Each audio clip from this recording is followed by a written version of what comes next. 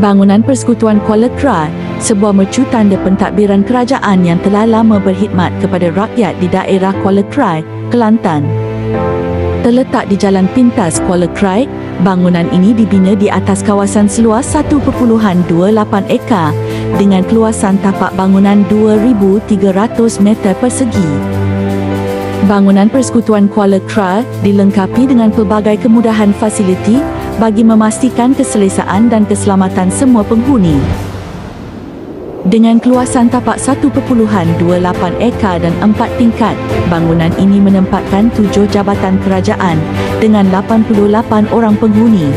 Sejak 1 April tahun 2001, pengurusan dan penyelenggaraan bangunan ini telah diambil alih oleh Bilding Lindungan Sendirian Berhad bagi memastikan kemudahan sentiasa berada dalam keadaan terbaik dan selamat untuk digunakan. Bangunan Persekutuan Kuala Krai turut dilengkapi dengan pelbagai kemudahan fasiliti bagi menyokong operasi harian jabatan-jabatan kerajaan di dalamnya. Dari segi sistem mekanikal, bangunan ini dilengkapi dengan 1 unit cooling tower serta 4 unit kompresor yang memastikan sistem pendingin hawa berfungsi dengan cekap.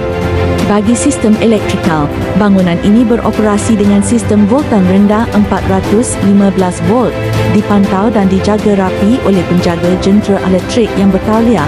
Bangunan ini juga dilengkapi dengan sistem pencegah kebakaran, merangkumi sistem penggera kebakaran, sistem house wheel, serta alat pemadam api jenis CO2 dan EBC, memastikan keselamatan bangunan sentiasa terpelihara. Selain itu, kemudahan awam turut disediakan demi keselesaan warga kerja dan pengunjung.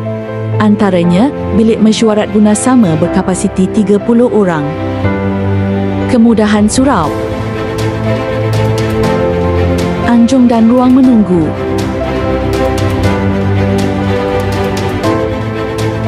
Kemudahan orang kurang dan kelainan upaya. Kemudahan tandas lelaki dan wanita di setiap aras.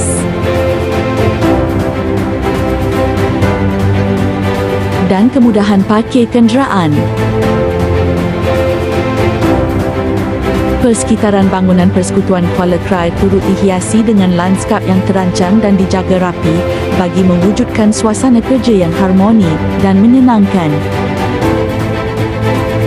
Bangunan Persekutuan Kuala Krai turut melaksanakan beberapa inisiatif inovasi dan kelestarian alam sekitar seperti sistem water harvesting dan tong kita semula.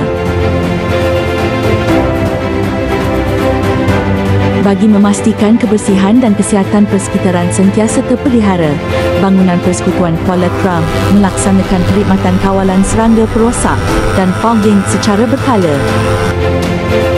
Bagi memastikan keselamatan kawasan sentiasa terjamin, perkhidmatan kawalan keselamatan di bangunan Persekutuan Kuala Krai dilaksanakan secara menyeluruh dan berterusan. Selain aspek keselamatan, kebersihan dan keselesaan bangunan juga diberi perhatian utama. Perkhidmatan pencucian dan pembersihan dilaksanakan setiap hari meliputi ruang pejabat, tandas, laluan utama dan kawasan luar bangunan.